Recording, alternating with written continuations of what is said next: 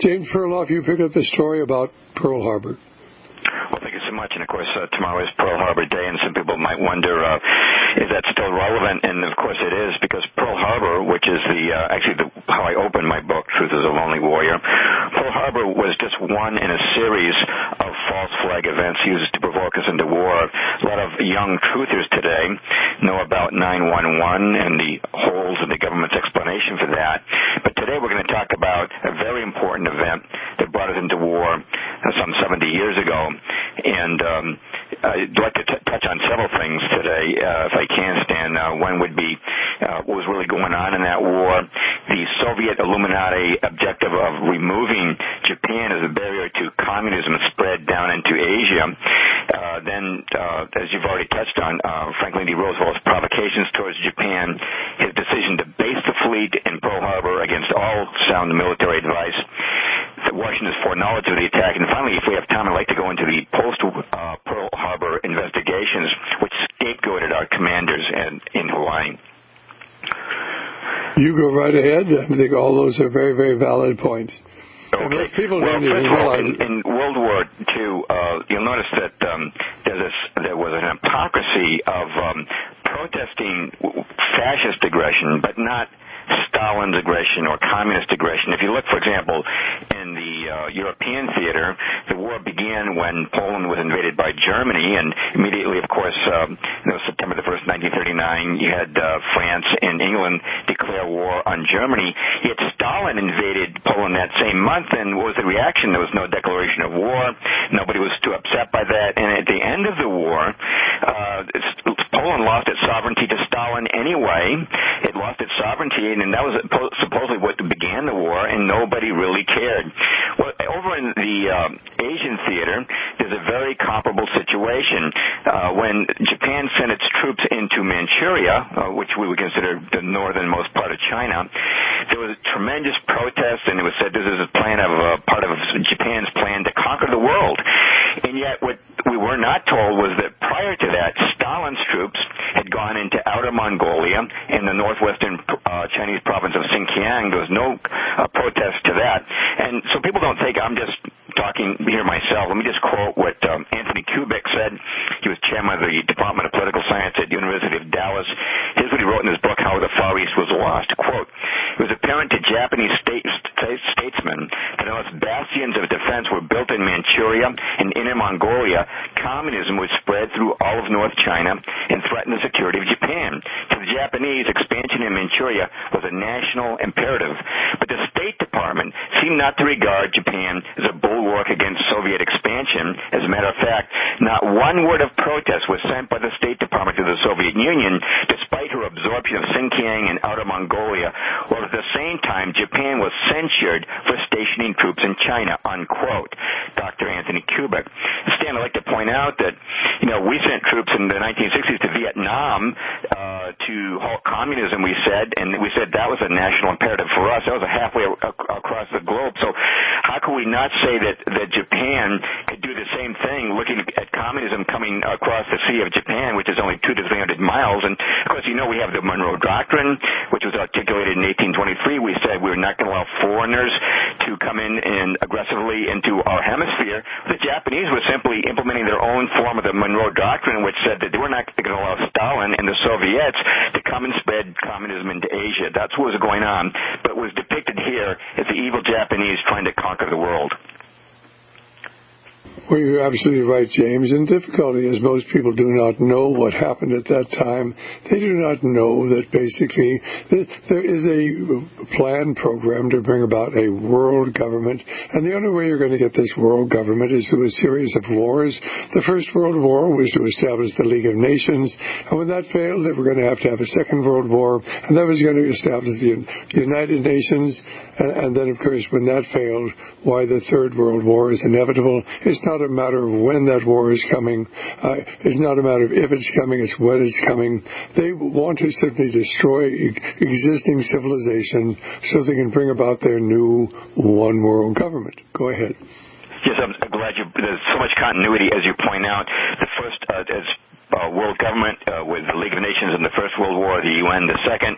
You also have Zionism with the Balfour Declaration of 1917, and, of course, the creation of the State of Israel bullet out of World War II, and then you have communism taking over its first country out of the chaos of World War I with its Russian Revolution of 1917, and of course communism spreads over half the globe into Asia and Eastern Europe after World War II. Well, tonight's discussion is really about that. Hold that thought, James. We're going to a break.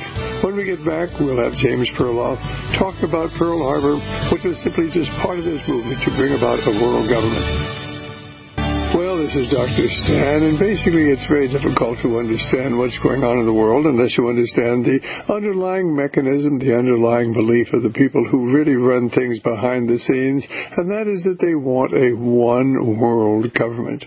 And that's why, of course, we got involved, certainly, in the Philippine War, Spanish-American War. America got involved in that. That's why they had the Boer War over in South Africa, and basically then, of course, the First World War was to bring about certainly the one world government and the League of Nations. When that failed, why they needed a Second World War, that was World War II. And what people don't understand is that all during that war, American corporations, and we're talking about General Motors, we're talking about Ford, we're talking about IBM, we're talking about AT&T, we're talking about Exxon, we're talking about American banks, we're talking about General Motors, and basically they were building the weapons for the Nazis both before and during the war. But you had to have a war and kill a lot of people if we were ever going to get our world government, and that was with the United Nations. But when the United Nations failed, then we have had a series of wars since then. But we're building up now to a major war, another major war. It's not a matter of if, but when it breaks out in the Middle East over there. And may heaven help us, because in the other wars, we've been able to sit in our isolation comfortably. Oh, yes, we felt very bad about the American soldiers who were killed or wounded, but it didn't affect the average American. I fear the next war is going to affect everyone listening to this program, and believe me, it is being engineered by exactly the same people who created World War I and who left our boys there at Pearl Harbor to be killed on December 7th, 1941. Go right ahead, James. All right, well, building up to Pearl Harbor, you mentioned that the Soviet Union wanted a war between us and Japan. And, quote, Benjamin Gitlow is a founding member of the U.S. Communist Party. Here's what he wrote in his book, I Confess, in 1940, after he renounced the party. He said, quote, when I was in Moscow, the attitude towards the United States was discussed privately with the opinion of all Russian leaders to whom I spoke that the rivalry between the United States and Japan must break out into war. I'll also quote our ambassador to Moscow, William C. Bullitt. He wrote this in 1935, quote, it is the heartiest hope of the Soviet government that the United States will become involved in war with Japan. The Soviet Union would certainly avoid becoming an ally until Japan was defeated, and then merely use the opportunity to acquire Manchuria and Sovietize China, unquote, Bullitt. And that's exactly what happened, of course. Now, in furtherance of the illuminated plan for a war between America and Japan, originally FDR tried to provoke Germany. We were having our destroyers depth charge German U-boats, and they were looking really for another Lusitania. A lot of our listeners, I'm sure, are familiar with the Lusitania incident, which was contrived to bring us into World War I. And Franklin D. Roosevelt, who'd been Assistant Secretary of the Navy at that time, and Winston Churchill, who had been the head of the British Admiralty at the time of the sinking of the Lusitania, were old hands to these false flags. Well, the Germans weren't going for the bait this time around. They would not retaliate. So Roosevelt turned his attention to Japan, and his Secretary of the Interior, Harold Ickes, said, quote, our best entrance into the war would be by way of Japan, unquote. Lieutenant Commander Arthur McCollum, who was in naval intelligence, gave President Roosevelt an 8-step plan of provocation towards Japan, which we implemented, and it closed with these words, quote, if by these means Japan could be led to commit an overt act of war, so much the better, unquote. And you've already quoted Secretary of War Henry Stimson, who was, of course, in the Skull and Bones and Council on Foreign Relations. He wrote in his diary, quote, we face the delicate question of the fencing to be done, so to be sure Japan is put in the wrong and makes the first bad move. The question was how we should maneuver them into the position of firing the first shot, unquote. Henry Stimson, that's after meeting with President Roosevelt at a cabinet meeting. Now, you mentioned the embargo, and that really did squeeze Japan. They instituted the oil embargo and other embargoes in 1941 Taiwan, seized Japanese assets, closed the Panama Canal to their shipping. And really, Dr. Stan, I think the timing of July 1941 was significant for these all-out measures against Japan because in June of 1941, of course, Germany and several of our allies, Hungary, Finland, Romania, and so forth, had invaded the Soviet Union.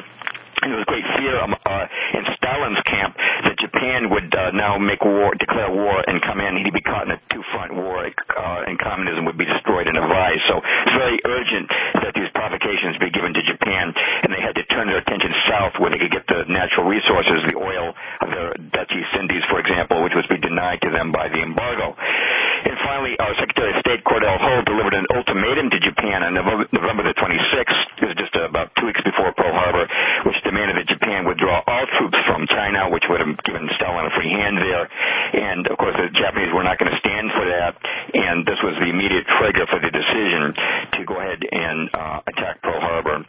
But if we have time, I'd like to talk about the decision to base the fleet at Pearl Harbor, which was such a critical decision. When the fleet commander, J.O. Richardson, heard about this order from Roosevelt, he flew to Washington, and he gave a whole litany of reasons to President Roosevelt why this was a terrible idea. For one thing, our ships would be boxed in like sardines, which if you look at a map of Pearl Harbor at the time of World War II, that's exactly what they were. They were lined up next to each other, very ideal targets for bombers. Of course, Hawaii is approachable from 360 degrees of uninhabited waters, so it's an ideal place for a surprise attack. We had to supply the fleet across 2,000 ocean miles. Personnel changes had to cross the Pacific. There was limited dry docks and oil storage in Pearl Harbor. 37% of the population was of Japanese ancestry, making it ideal for espionage and sabotage by the Japanese. And being separated from their families would cause morale problems. So J.O. Richardson went to Washington, gave Roosevelt all these reasons why we should not base the fleet in Pearl Harbor, and the only reason Roosevelt could give him was that he said putting the fleet in Pearl Harbor will act as a deterrent towards Japanese aggression. Well, let me tell you something. As of December the 7th, 1941, everyone knew that Roosevelt was wrong, and that putting the fleet in Pearl Harbor would not deter Japanese aggression. Now, let me James, let me just mention for our listeners, Admiral Richardson was the commander of the Navy, American Navy.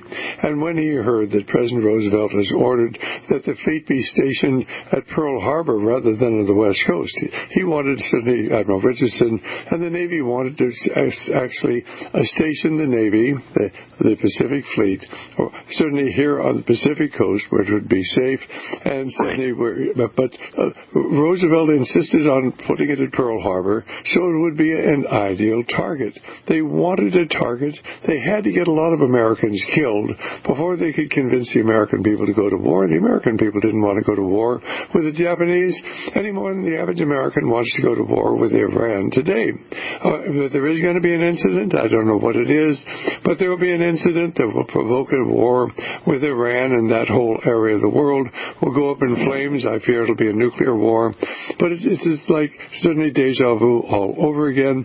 In 1941, the American people didn't want to go to war. Pearl Harbor then gave the justification for the war, and the same thing is going to happen today. Go right ahead, James. Well, you're absolutely right about Richardson, and there's always a false flag, whether it's the sinking of the Maine, the Lusitania, Pearl Harbor, Tonkin Gulf, 911, you name it. But to get back to J.L. Richardson, he was fired after meeting with Roosevelt, relieved of his command, and he complained to the Secretary of the Navy, Frank Knox, who said, it's very unusual for a commander of the fleet to be relieved from his duties without being given a reason. And the only reason he could be given was that he'd made President Roosevelt unhappy. That was the word Hold the thought. Well, this is Dr. Stan. Our guest is James Perloff. And James has written a number of books, and we carry his books, specifically his latest one. Certainly. And James, why don't you go ahead and tell our listeners how they could get in touch with you, your website, and the names of a couple of the books that you've written that they should be ordering. Many of your listeners are probably familiar with The Shadows of Power, which I wrote some years ago on the history of the Council on Foreign Relations, and many people have asked me for an update on that book and my new book, Truth is a Lonely Warrior is really the update to that. It's available in Kindle. It's available in paper-bound through Amazon. It's available through your ministry, Radio Liberty. You can get it through bookstores. And unfortunately, I lost a website due to criminal activity before, but I'm rebuilding one. It'll be called jamesperloff.com. But to pick up our story on Pearl Harbor, Stan, can I go ahead with that? You go right ahead. We were talking about the firing of Admiral J.L. Richardson. He was replaced as Pacific Fleet Commander by Admiral Husband Kimmel, who trusted that it would be okay to be in Pearl Harbor as long as Washington supplied him with all their intelligence information, but they didn't. And this is where foreknowledge of the attack comes up. Washington knew of the Pearl Harbor attack in advance through several means. One was we had cracked their diplomatic code. This was called the Purple Code, a very complex code that had to be enciphered by machine and deciphered by machine. And the Japanese thought it could not be broken, but we had talented cryptanalysts in our War Department who cracked that code, and they built their own machine. So we're reading Japan's diplomatic traffic on a same-day basis. And those messages were always sent to Chief of Staff General George Marshall, to FDR, and 8 other high-ranking officials. And these revealed, for example, that the Japanese had given their ambassadors in Washington a deadline of November the 29th, and the message said after that things are automatically going to happen. November the 30th, 1941, they informed their Berlin embassy to tell the Germans that, quote, the breaking out of war may come quicker than anyone dreams. These intercepts revealed that Tokyo requested the spies in Honolulu to divide Pearl Harbor into 5 areas and report on a regular basis the exact locations of ships in dock. Now, this was not reported to our commanders in Hawaii. We also had translated a declaration of war before we received it. In addition to this, the Japanese had another method of communicating with their smaller consulates and offices which were not equipped with a decoding machine. They had pre-planned to send a radio message. If war with the United States was coming, they would send the message Higashi no Kaze Ami, which meant east wind rain. East wind meant the United States, rain meant war. And that message was sent on December the 4th, was picked up by our listening post, and everybody in the War and Navy Department in Washington knew about it, but not in Hawaii.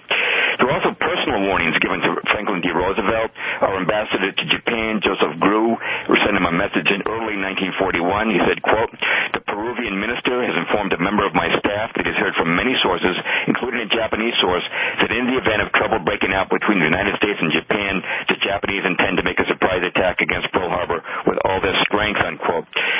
Brigadier General Elliot Thorpe was the U.S. military observer in Java, which the Dutch then controlled. The Dutch had decoded a Japanese intercept indicating the Pearl Harbor attack. Brigadier General Thorpe was so important he sent a total of 4 warnings to Washington, and he was finally told to send no more warnings concerning Pearl Harbor. You can see him interviewed in the BBC documentary Sacrifice at Pearl Harbor. That's on YouTube. The Dutch military attaché in Washington, FGL Weigeman, personally warned our Chief of Staff, George Marshall, about the attack. J. Edgar Hoover warned the president of the attack based on information he got from Dusko Popov, who was a double agent working for the Germans and us, but his true allegiance was to us. He learned from the Germans about the Pearl Harbor attack in advance, and he warned J. Edgar Hoover, who passed the information on to the president. Senator Guy Gillette received information which he shared with the president, and Martin Dies, congressman from Texas, let me quote him, he had come into information concerning the attack on Pearl Harbor in the form of a Japanese map, and here's what he wrote, quote, as soon as I received the document, I telephoned Secretary of State Cordell Holt, told him what I had. Secretary Holt directed me not to let anyone know about the map. Instead, he would call me as soon as he had talked to President Roosevelt. In about an hour, he telephoned to say he talked to Roosevelt, and they agreed to be very serious if any information concerning this map reached the news services. I told him it was a grave responsibility to withhold such vital information from the public. The Secretary assured me that he and Roosevelt considered it essential to national defense, unquote. Congressman Martin Dies. And Stan, in addition to this, many decades later, through the Freedom of Information Act, Robert Stinnett, in his book Day of Deceit, proved that we not only broken Japan's diplomatic code, but their naval code as well. We're also translated the naval intercepts, including this one from Admiral Yamamoto to the Japanese First Air Fleet, November the 26th, 1941, quote, the task force, keeping its movement strictly secret and maintaining close guard against submarines and aircraft, shall advance into Hawaiian waters, and upon the opening of hostilities shall attack the main force of the United States fleet and deal it a mortal blow. The first air raid is planned for the dawn of X Day, exact date to be given by later order, unquote. So, Dr. Stan, there was no question that Washington knew through many, many sources that the attack on Pearl Harbor was coming.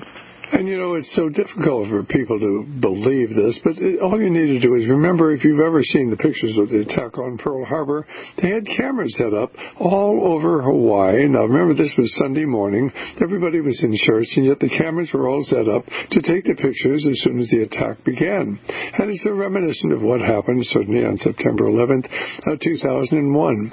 Did you ever wonder why we had cameras focused on the Twin Towers that morning, that it could show us the planes coming in, and certainly we've seen those pictures over and over again of the planes circling around the South Tower and crashing into it. And then, of course, we've seen the pictures of what happened at 5:20 in the afternoon when Building 7 came down. And it wasn't just one camera, it was a whole flock of cameras centered on Building Number 7. Why did they have all those cameras centered on Building Number 7? There was no time to set them up.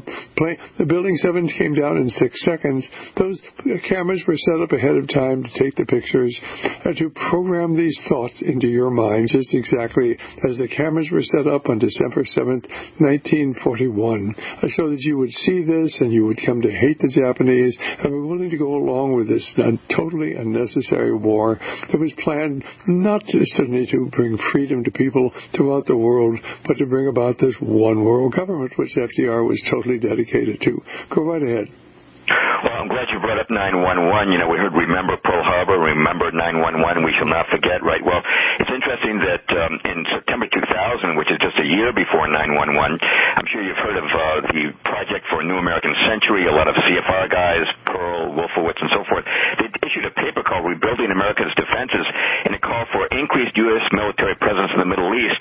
But here's what they said, quote, transformation is likely to be a long one, absent some catastrophic and catalyzing event like a new Pearl Harbor, unquote. And Dr. Stan, it's very interesting that in May of 2001, which is just 4 months before 911, Disney, which has not recently been known for its patriotism, released a very patriotic film, Pearl Harbor, starring Ben Affleck, which, of course, gave it the standard rendering and portrayed Washington as being totally surprised by the attack, which was not. It really was. Incidentally, that's Rebuilding America's Defenses. If you want to get that, you can get that from my ministry. We actually have it. It's about 80 or 90 pages, but well worthwhile reading. Certainly what happened, certainly on September 11th, was planned ahead of time, another Pearl Harbor. Our telephone number, if you're out there in the listening audience, you have a question for our guest, of course, is 1-800-259-5791. 1-800-259-5791. Our guest is James Perloff. His book, Truth is a Lonely Warrior. Truth is a Lonely Warrior. It's an excellent book. In fact, as James tells us, that wasn't the title he was originally going to use. What was the original title? It had to do with Satan. What is it? How Satan rules in the world, but I was told I would reduce the book's marketing, so I picked something a little more artistic sounding. But it's Truth is a Lonely Warrior, and I should probably mention, I want to make sure I do before the show's over, where people can get more information about Pearl Harbor, documentation of the things we're saying today. My book, Truth is a Lonely Warrior, does begin with Pearl Harbor, but I've also written articles for the New American Magazine in years past, which go online today. If you just go Perloff, write in Perloff, P-E-R-L-O-F-F, and Pearl Harbor, those will pop up for you. Well, Dr. Stan here at the Genesis Communication Network. Our guest, James Perloff. Our telephone number, 1-800-259-5791. 1-800-259-5791. If you have a question, go right ahead, James. Yes, before the break, we were just talking about resources. I will have an article tomorrow, Pearl Harbor Day, on Henry Mako's site, M-A-K-O-W, which will give people links to resources. But in addition to that, you could, some of the excellent books on Pearl Harbor include John John Toland's infamy, Robert Stennett's Day of Deceit.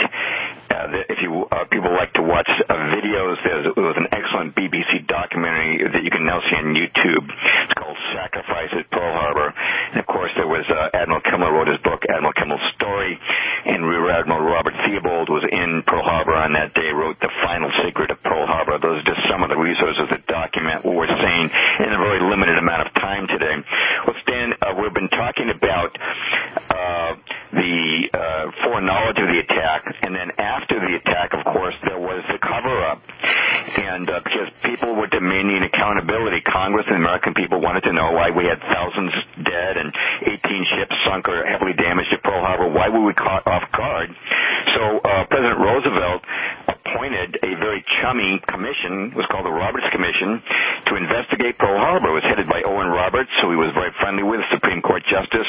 It was a big one-worlder who had been making lots of speeches about the need to get into the war. Also, two officers from General Marshall's staff who'd been in on the foreknowledge of the attack, as well as retired Admiral Joseph Reeves, who'd been given a job in Lend-Lease by Roosevelt. And the Roberts Commission, after spending time in Washington and in Hawaii, issued a report saying that Washington had discharged its duties in a superlative manner, and all the fault for Pearl Harbor was our commanders in Hawaii, Admiral Husband Kimmel, the Pacific Fleet Commander, and General Walter C. Short, the Army commander in Pearl Harbor. It said that they had failed to take adequate defensive and surveillance measures. Well, this is just nonsense. We denied them the ability to do that, and we've not shared any of the information about the break in relations with Japan or the threat to Pearl Harbor. Let me just quote Rear Admiral Edward Layton, who was Kimmel's intelligence officer, who said, quote, "There was never any hint in any intelligence received by the local command of any Japanese threat to Hawaii. Our air defenses were stripped on orders from the Army chief himself. Of the 12 B-17s on the island, only 6 could be kept in the air by cannibalizing the others for spare parts," unquote. They couldn't surveil all the waters around Pearl Harbor. They didn't have the planes for it. But you know what, Dr. Stan? We had hundreds of surveillance patrol quality planes which were rolling out of our factories, but they were going to Russia and to Britain instead of to the forces in Pearl Harbor, who scapegoated the commanders there for this attack. Well, there's no question at all. In fact, we have an excellent tape set on Pearl Harbor where we actually interview Robert Stinnett and other people who were intimately involved with what happened that day. So basically, that's a 4-tape set available from Radio Liberty of 4 very important interviews. They're all available, and there's a companion book that goes along with that. Our telephone number is 1-800-544-8927. If you'd like to get that and understand how we left those boys at Pearl Harbor to die, so that the American people would be willing to go to war, just exactly as we left those people in the Twin Towers in 2001, so that they would die, so that the American people would be willing to go to war. And there's going to be another incident. I don't know what it's going to be. But somehow or other, they're going to create an incident to justify getting us into a war with the Muslim world. And heaven help us when that occurs, because basically there's a lot of countries over there with nuclear weapons. And basically Saudi Arabia, my information is they already have the nuclear weapons. After all, they paid Pakistan so they could build them. Pakistan definitely has them. Iran has them. Israel has them. And there's going to be a terrible carnage taking place, but perhaps not just in the Middle East. Well, Robert, what are the thoughts James, what are the thoughts you'd like to leave with our listeners today? How much time do we have? Oh, we'll give you a couple of minutes. Oh, okay. Well, I just did want to mention that at the demand of Congress, there was trials that were held by the Army and the Army Pearl Harbor Board and the Naval Court of Inquiry. See, the Roberts Commission ran a very unusual investigation, unrecorded testimony. Kimmel and Short were not allowed to have attorneys present. They finally they wanted court-martial. Finally, the trials were held in 1944, which proved that Washington had foreknowledge of the attack. But Roosevelt ordered the trial results of the Army Pearl Harbor Board and the Navy Court of Inquiry to be suppressed from public knowledge.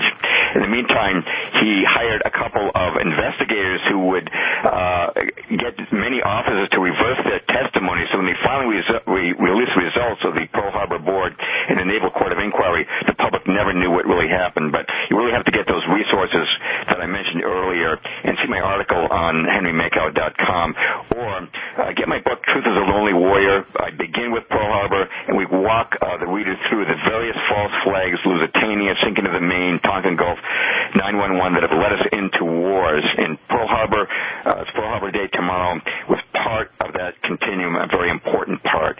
But people really need to know what the truth is and what's going on. They won't find it in the mass media because the major mass media is controlled by the same forces that brought about these events. You're absolutely right. And basically, ladies and gentlemen, they left those boys at Pearl Harbor to die, like they left the people in the Twin Towers to die.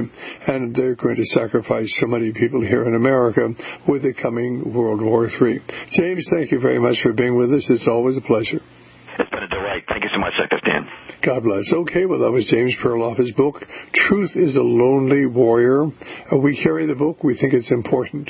Truth is a Lonely Warrior, and you can get it by calling 1-800-544-8927.